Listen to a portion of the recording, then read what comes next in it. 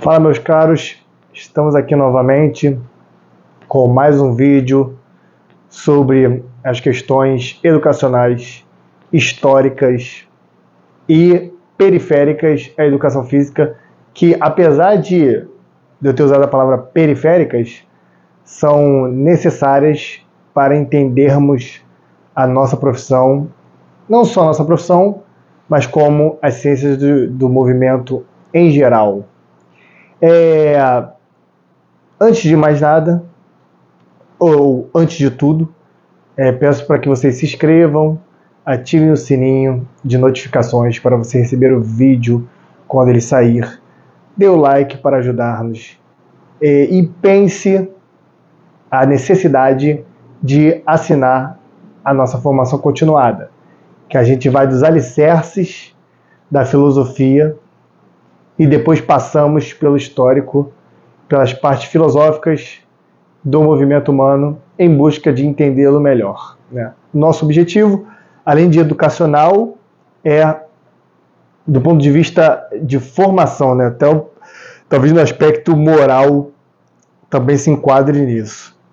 E o tema de hoje é o empiricismo radical da ciência do movimento, principalmente na educação física. Na fisioterapia também tem bastante, um pouco menos, mas também existe esse tipo de problema. Qual é a questão? Tudo o que se fala, todos os métodos que se colocam, todas as novas descobertas, ou estão ligadas diretamente com um formato pré-fabricado de como aplicá-las na prática, ou não presta. Todo tipo de curso que você entra, o sujeito tem que lhe passar como você vai fazer para aplicar aqueles conhecimentos diretamente na prática. Que método eu uso, que movimentos específicos eu uso. Aí você pega aqueles movimentos específicos e replica-os sem refletir sobre eles. Que você precisa, assim como grande parte da nossa profissão, pegar movimentos já pré-fabricados, pegar métodos pré-fabricados e colocar isso na prática diretamente. Isso é um grande problema, porque grande parte dos estudos teóricos da ciência do movimento não se traduzem diretamente num tipo de treinamento, porque acaba reduzindo tudo ao mesmo padrão. Se eu faço um movimento, por exemplo, de rotação torácica em decúbito lateral, com o uso dos braços, aquele é um movimento em si próprio. Rotação torácica com o uso dos braços de decúbito lateral. Beleza. Na posição fetal, por exemplo. Mas aquilo é um movimento que não quer dizer que ele traduza necessariamente bases teóricas diferentes. Um movimento de controle motor? Você precisa usar o seu controle motor para isso. É baseado na biomecânica? É óbvio, né? Porque é um movimento. É baseado na cinesiologia? É baseado no método X cinesiológico? Também pode ser. É baseado no método Y? É baseado na metodologia de treinamento para melhorar tal aspecto? Ou seja, o movimento ele pode ser pensado sobre as diversas matizes de pensamento dentro do movimento humano. O mesmo movimento pode ser enquadrado para realizar um objetivo dentro de um raciocínio de sistemas complexos. Pode ser baseado dentro do raciocínio de desenvolvimento motor de um gesto específico. Pode ser baseado num pensamento evolutivo, né? Usar isso como base para pensar o movimento humano, assim como diversas outras bases teóricas para pensar o movimento humano. Então, o que você precisa? Precisa entender o maior número de bases teóricas para o movimento e depois raciocinar dentro de um movimento específico ou um grupo de movimentos o que aquilo se coaduna,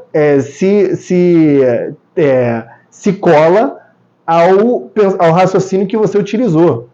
Então o movimento ele não é um movimento de um raciocínio específico.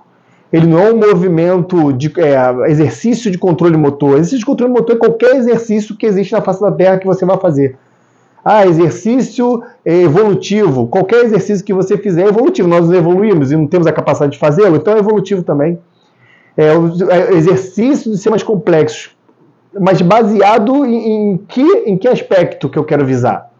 Em que gesto esportivo? Em que gesto, em que reabilitação? Em que eu quero fazer com aquilo? Então não existe movimento, exercício, grupamento de exercícios voltado a um aspecto teórico. Ele se encaixa em qualquer aspecto teórico e você precisa deter esses raciocínios para poder entendê-lo melhor. Aí você diz, se eu olhar do ponto de vista evolutivo, isso aqui pode dizer isso, eu posso aplicar nisso.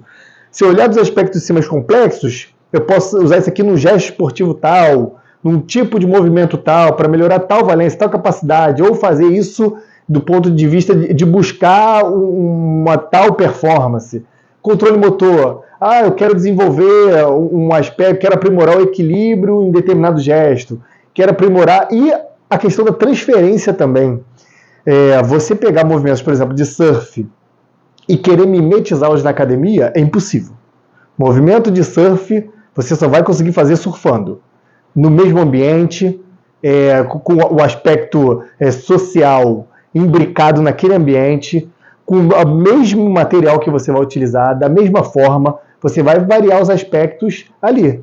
Então você precisa circunscrever naquele momento. Agora, aprimorar outras valências que vão ajudá-lo a executar esse movimento especificamente nas ondas, aí você pode utilizar movimentos de powerlift, pode utilizar um treinamento funcional, qualquer treinamento também é funcional, um treinamento com TRX, treinamento com elástico, um treinamento com peso do corpo, um treinamento calistênico, qualquer tipo de treinamento para aprimorar certas valências que você vai utilizá-las. Mas a transferência direta não vai existir, porque é um ambiente totalmente diferente com equipamentos diferentes.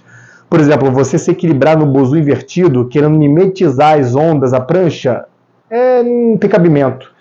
Você pode melhorar certo tipo de valência que pode melhorar a performance lá, mas não vai replicar o mesmo movimento. E talvez, se você passar a fazer muito isso, pode vir até atrapalhar, quem sabe, né? Até porque você precisa exigir coisas diferentes quando está em cima de uma prancha do que em cima do bozu.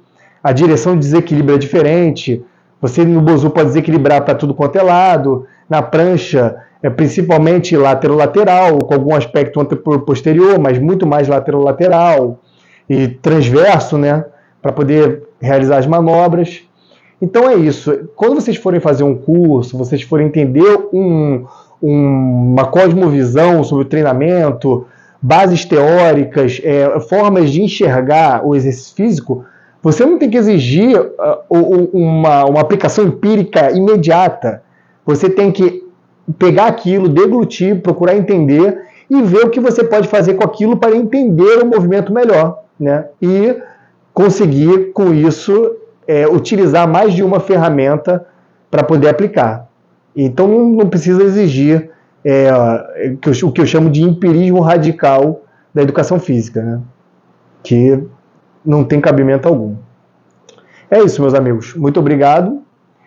Ficamos por aqui e até a próxima.